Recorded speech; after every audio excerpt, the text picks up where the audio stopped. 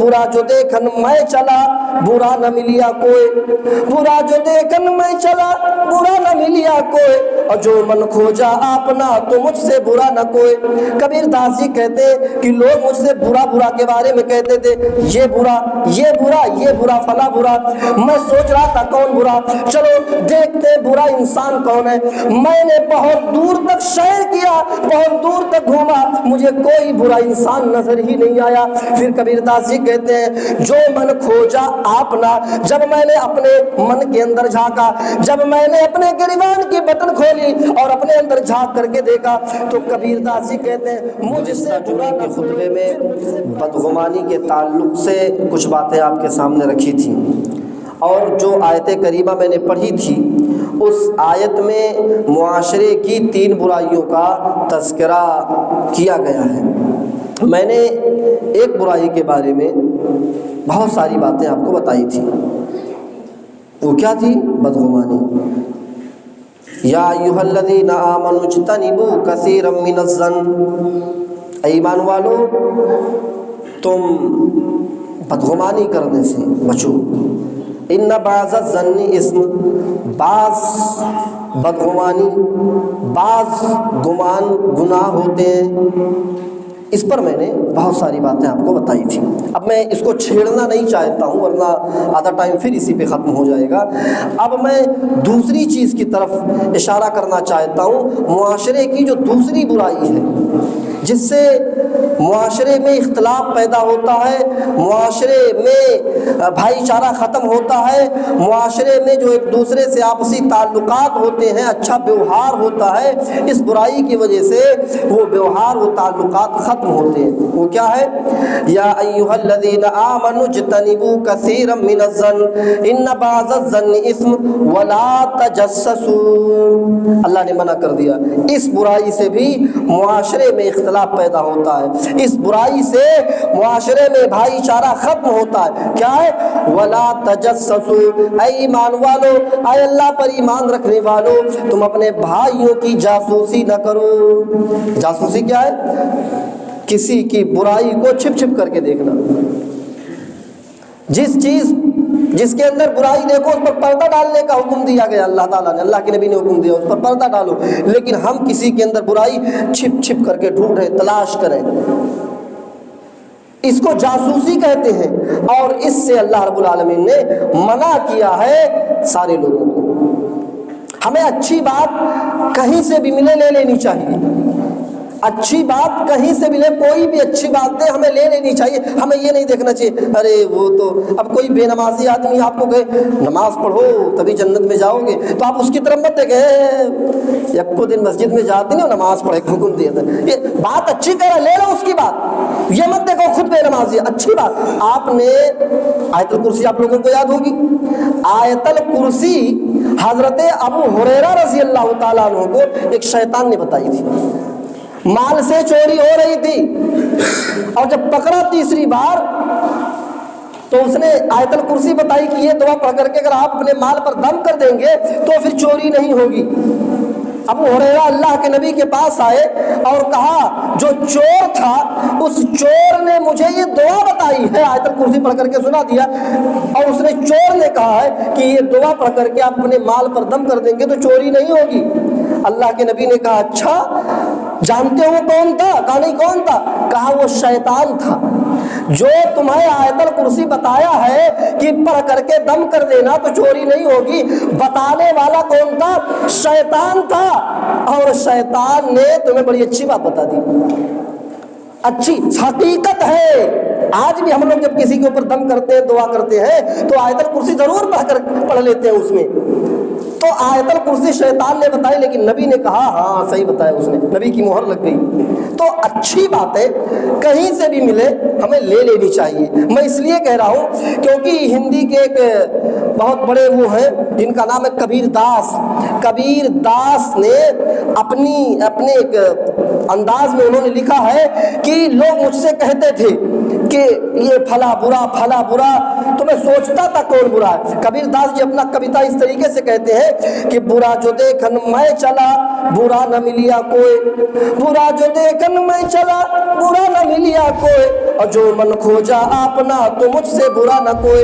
کبیر داس جی کہتے ہیں کہ لوگ مجھ سے برا کے بارے میں کہتے تھے، یہ برا فلا برا، میں سوچ رہا تھا کون برا، چلو دیکھتے برا انسان کون ہے۔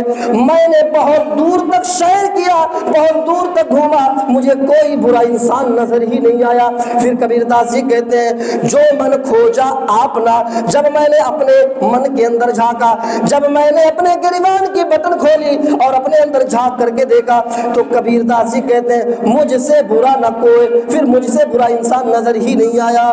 یعنی ابھی تک دوسروں کے اندر برائی تلاش کر رہا تھا تو مجھے کوئی یہاں تو 1-2 ہزار ملیں گے، 1-2 ہزار برا ملے گا، لیکن کبیر داس جی کیا کہتے ہیں میں برا انسان ڈھونڈ رہا تھا، کوئی برا ملا ہی نہیں، لیکن جب اپنے اندر جھانک کر کے دیکھا تو ایسا لگ رہا تھا کہ دنیا کا سب سے برا انسان میں ہی ہوں، میں ہی سب سے برا انسان ہوں۔ تو ہمیں اپنی اصلاح کرنے کی ضرورت ہے، ہمیں اپنی اصلاح کرنے کی ضرورت ہے، ہم دوسروں کی جاسوسی کر کے اس کے عیب کو ظاہر نہ کریں۔ اللہ رب العالمین نے فرمایا وَلَا تَجَسَّسُوا، تم ایک دوسرے کی جاسوسی نہ کرو، منع کر دیا جاسوسی کرنے سے۔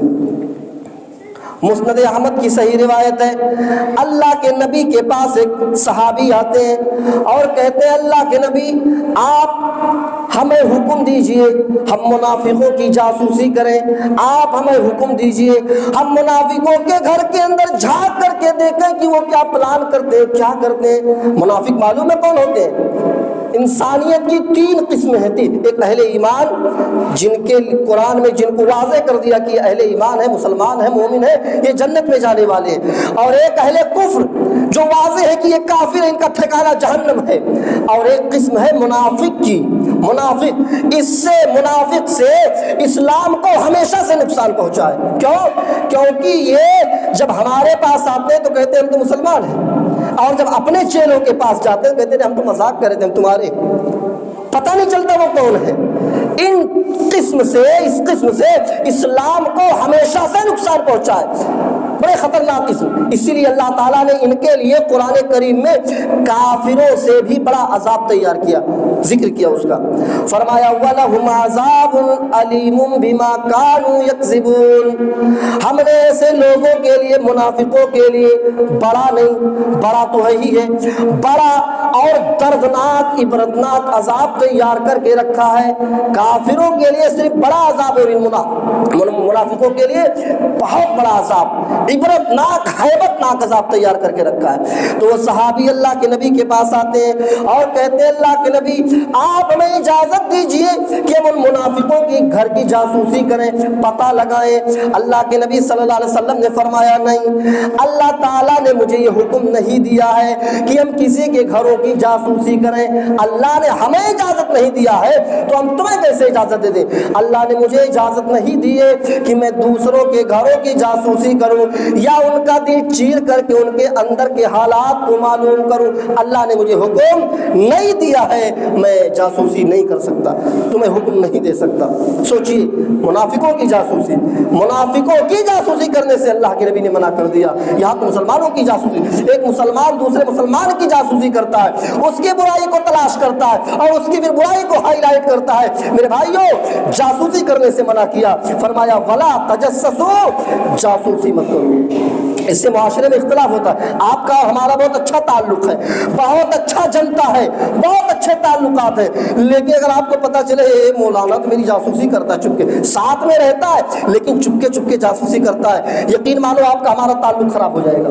جیسے آپ کو پتہ چلے گا کہ یار میرے ساتھ میں رہ کر کے میری ہی برائی تلاش کرتا ہے، میرے ساتھ میں رہ کر کے میری ہی جاسوسی کرتا ہے، تو پھر معاملہ بگڑ جائے گا، اختلاف پیدا ہو جائے گا، جھگڑے ہوں گے، فساد ہوں گے، تعلقات ختم ہو جائیں گے۔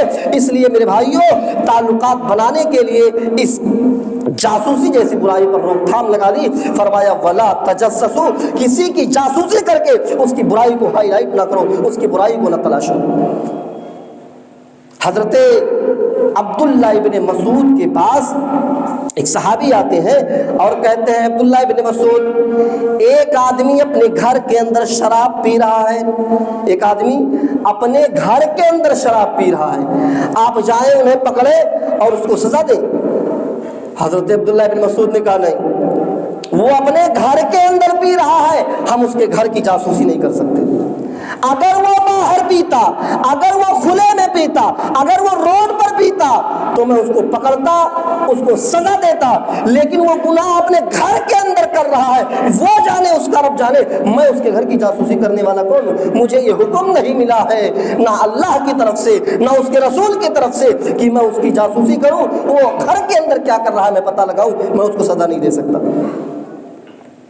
تو میرے بھائیو غور کریے، اسی لیے منع کیا ولا تجسسوا، تم کسی کی جاسوسی نہ کرو، برائی مت تلاشو، برائی پر پردہ ڈالنے کا حکم دیا، اگر کسی کی برائی نظر آئے اس پر پردہ ڈالو اور نیکی کو بیان کرو۔ یہاں الٹا ہے، برائی کو ہائی لائٹ کیا جاتا ہے، لوگوں سے بتایا جاتا ہے، اتنا برائی رہتا ہے تو اتنا بڑھا کر کے بیان کیا جاتا ہے اور نیکی کو چھپا لیا جاتا ہے۔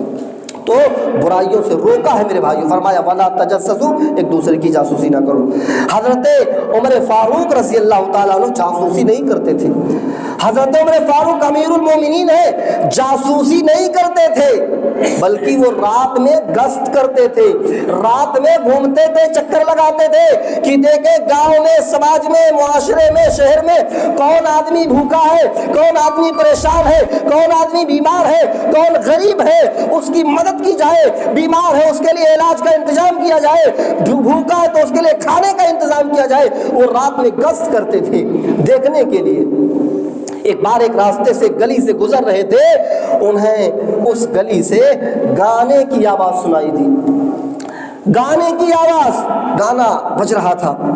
انہوں نے کان لگا دیا، بھائی گلی سے گزرو، اگر گانا چاروں طرف گھر تو تھوڑا پتہ لگانا پڑے گا نا، کان لگانا پڑے گا اچھے سے کہ کس گھر سے آ رہی ہے۔ انہوں نے کھڑکی پر کان لگایا تو دیکھا ہاں اسی گھر سے گانے کی آواز آ رہی ہے۔ اب سوچنے لگے کہ یہ اس گھر میں تو ایک بڈھا رہتا ہے اور یہ لڑکی کے گانے کی آواز۔ تو حضرت عمر فاروق لمبے چوڑے تھے ہی، وہ جھانک کر کے اوپر کی دیوار سے جھانک کر کے دیکھنے لگے کہ کون، تو دیکھا جب جھانک کر کے تو ایک بڈھا تھا، وہ بڈھا شراب کی نشے میں دھت تھا، بالکل شراب پی ہوئی تھی، اور رقاصہ اس گاؤں کی ایک ڈانسر تھی ناچنے والی، اس کو نچا رہا تھا، وہ ناچ رہی تھی، اور یہ بڈھا شراب کی نشے میں دھت اس کا ڈانس دیکھ رہا تھا۔ اب عمر فاروق کو رگے ہاتھ پکڑنا تھا، ابھی دروازے کے راستے سے جاتے، دروازہ کھٹکھٹاتے، اندر جاتے پکڑنے کے لیے تو انکار کر دیتا، ارے میں تو گانا گا ہی نہیں رہا تھا، میں تو شراب پیا ہی نہیں، انکار کر دیتا۔ رگے ہاتھ پکڑنا تھا، اس لیے حضرت عمر فاروق اس کے آنگن کے راستے سے جمپ لگا دیتے، اس کے گھر میں کود جاتے ہیں۔ اور اس نے جیسے ہی دیکھا امیر المومنین عمر فاروق، اس کا نشہ ہی اتر گیا۔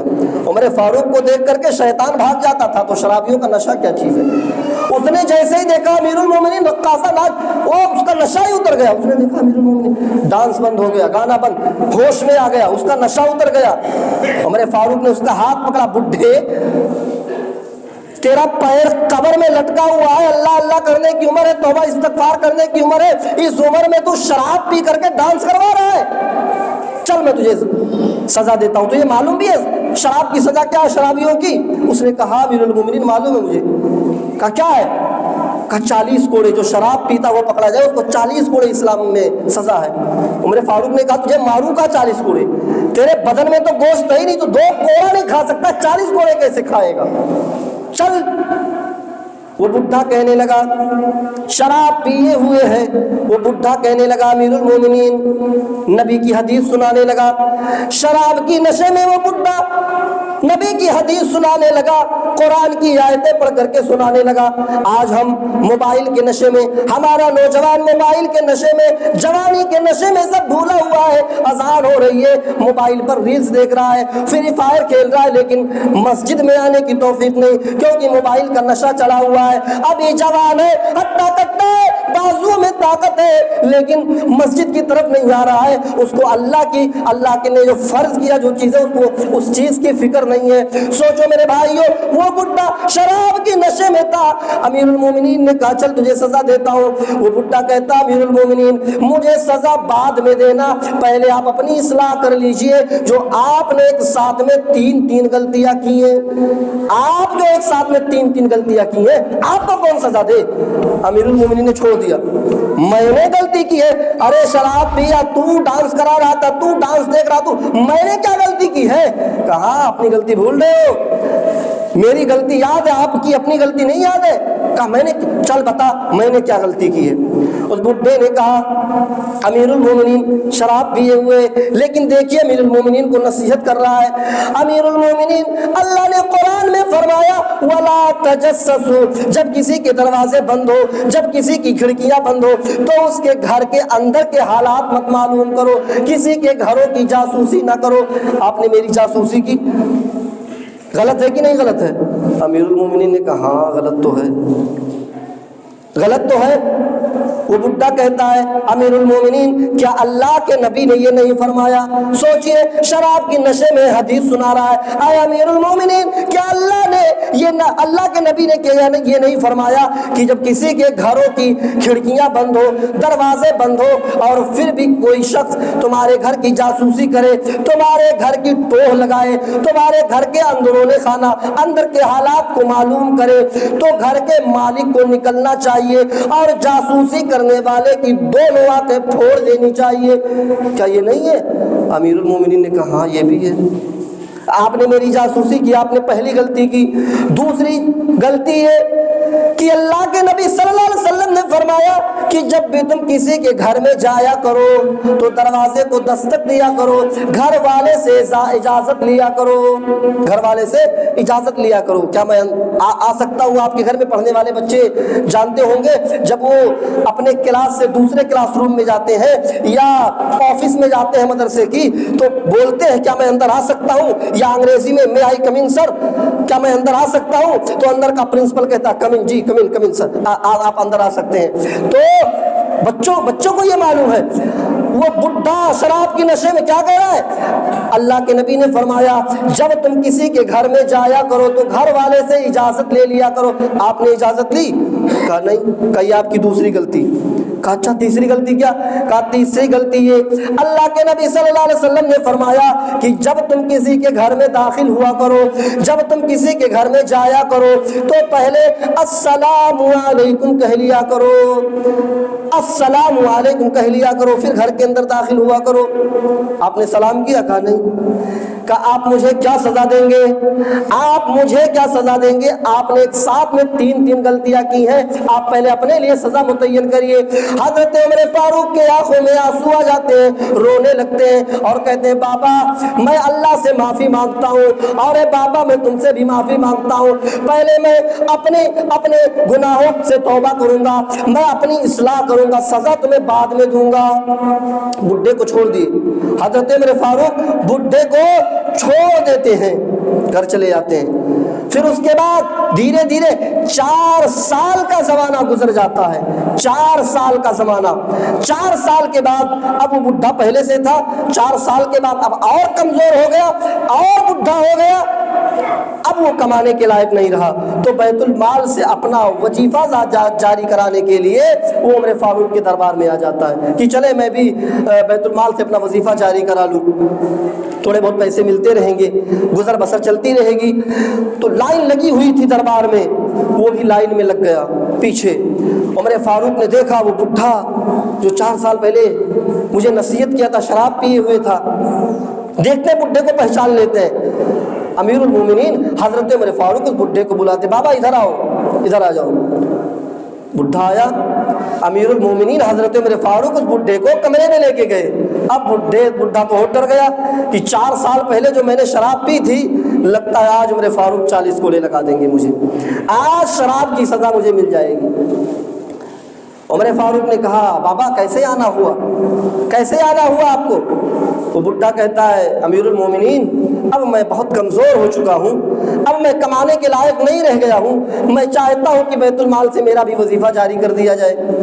عمر فاروق نے اپنے کیشیئر کو، اپنے خادم کو کہا ٹھیک ہے ان کا وظیفہ جاری کر دو، اور عمر فاروق نے اس کی اپنے طرف سے بھی مدد کی، اور جب بڈھا جانے لگا تو اس کے کاندھے پر ہاتھ رکھا، پیار سے، شفقت سے، محبت سے ہاتھ رکھا اور کہا بابا چھوڑو، اب بڈھے ہو چکے ہو، تمہارا پیر قبر میں لٹکا ہوا ہے، اب چھوڑو یہ طوائف ہیں، چھوڑو شراب، چھوڑو ناچ گانے، انما الاعمال بالخواتیم، عملوں کا دار و مدار تو آخری عمر سے شروع ہوتا ہے، اب اللہ اللہ کرو، توبہ کرو، استغفار کرو، اپنے گناہوں کی معافی مانگو اور چھوڑو یہ ناچ گانے شراب۔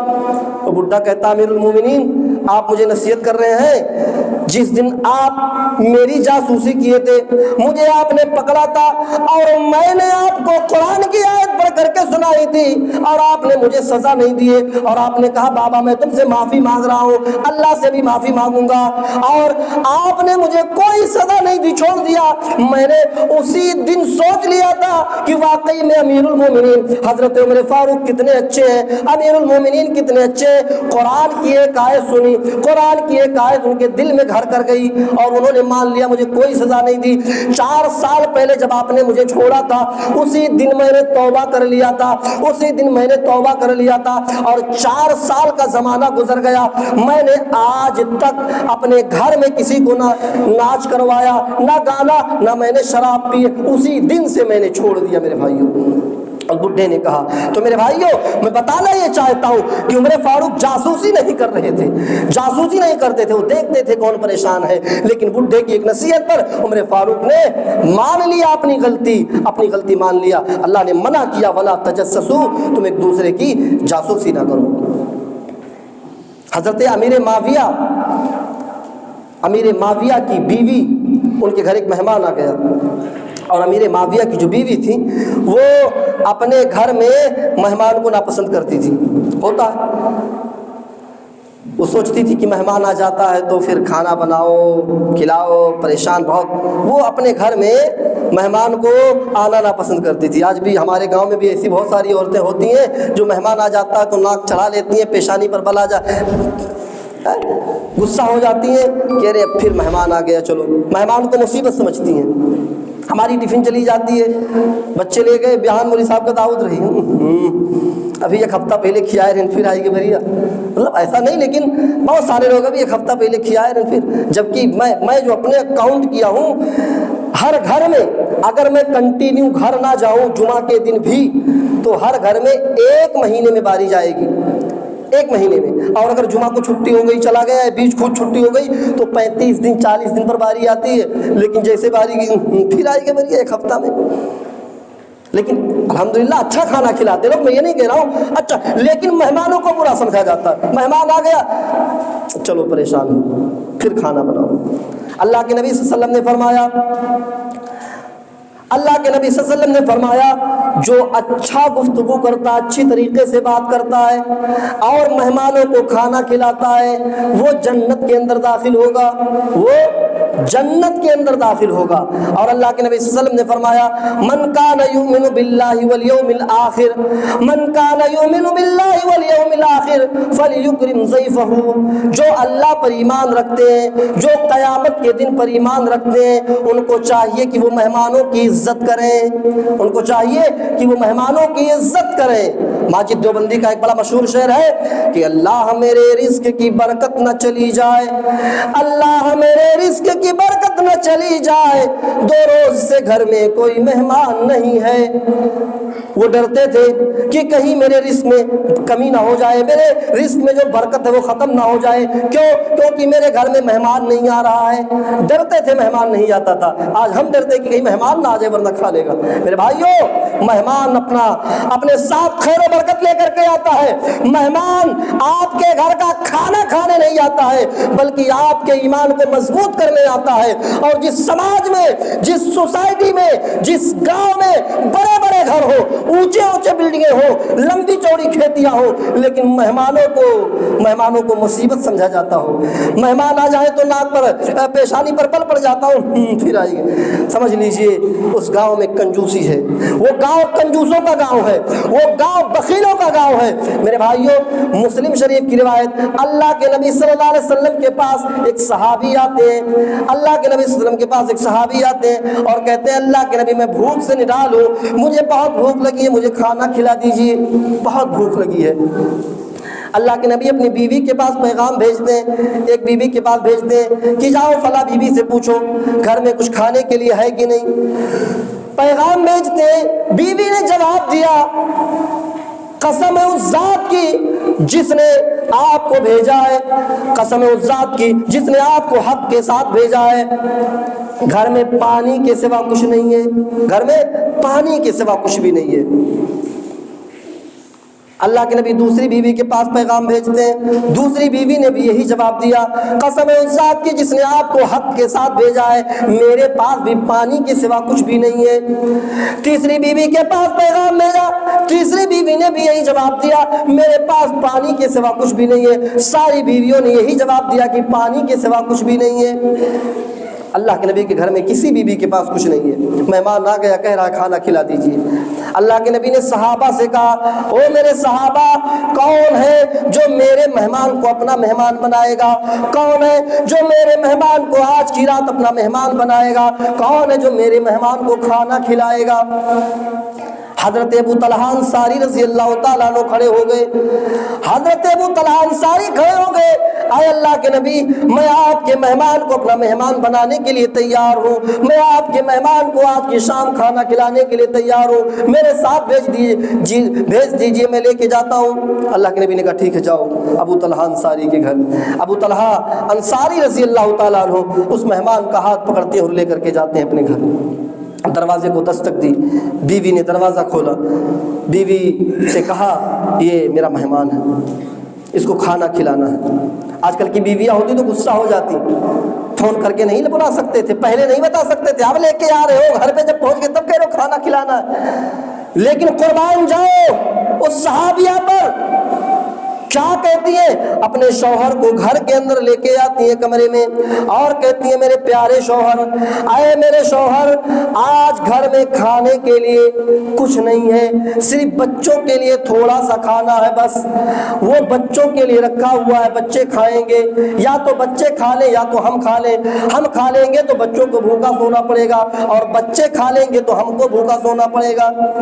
हजरत अबू तलहा अंसारी ने कहा मेरी बीवी एक काम करो, तुम बच्चों को पहला फुसला करके सुला दो, नबी का मेहमान आया हुआ, वो खाना जो है वो हम मेहमान को खिला देंगे, जो थोड़ा सा खाना मेहमान को खिला देंगे।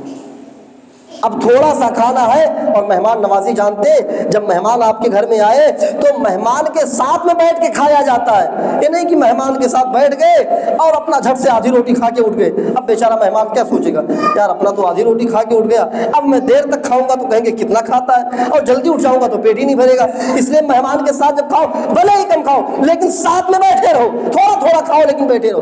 तो मेहमान की मेहमान नवाजी करनी है, साथ में अपना भी खाना है और एक ही आदमी का खाना है। क्या करे, बीवी को सिखा दिया, बीवी को समझा दिया कि बीवी जब लगाना दस्तरखान तो मेरे आगे भी प्लेट रखना, मेहमान के सामने भी रखना, और जो चिराग होगा वो चिराग किसी स्टाइल से बुझा देना, यानी अंधेरा हो जाए ताकि मेहमान को लगे हम खाने की एक्टिंग करेंगे, खाना नहीं खाएंगे, मेहमान को लगेगा कि मैं भी खाना खा रहा हूँ। दस्तरखान बिछ गया, मेहमान बैठ गया मेहमान, अबू तलहा अंसारी भी बैठ गए, खाना आ गया और अबू तलहा अंसारी रज़ी अल्लाह ताला अन्हु की बीवी ने ऐसा चाल चला कि चराग उस ज़माने में होता था ढेबरी वगैरह, हम लोग छोटे छोटे थे तो लालटेन और ढेबरी जलती थी, अब उस दौर में पता नहीं क्या रहा होगा, थोड़ा सा हवा लगा बुझ गया, अब बुझ गया तो अंधेरा हो गया।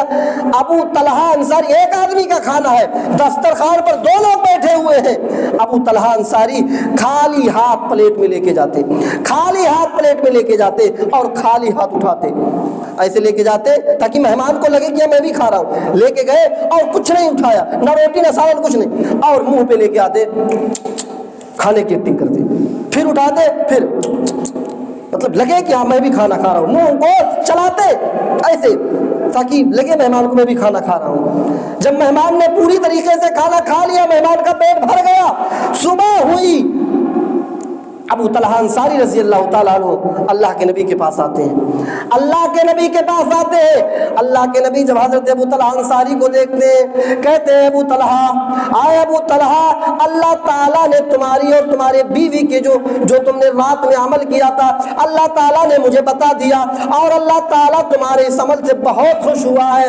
بہت خوش ہوا ہے۔ اللہ تعالیٰ نے قرآن میں آیت نازل کی، وَيُؤْثِرُونَ عَلَىٰ أَنفُسِهِمْ وَلَوْ كَانَ بِهِمْ خَصَاصَةٌ۔ میرے نبی کے انصاری صحابہ، میرے نبی کے مدینہ کے انصار صحابہ اتنے بڑے دل والے ہیں، اتنے دل والے ہیں کہ وہ اپنی خواہش کو قربان کر دیتے ہیں دوسروں کے لیے، اپنے حق کو قربان کر دیتے ہیں دوسروں کے لیے۔ اللہ تعالیٰ تمہارے اس کام سے بہت خوش ہوا ہے۔ اللہ تعالیٰ نے آیت نازل کر دی ابو طلحہ کے لیے۔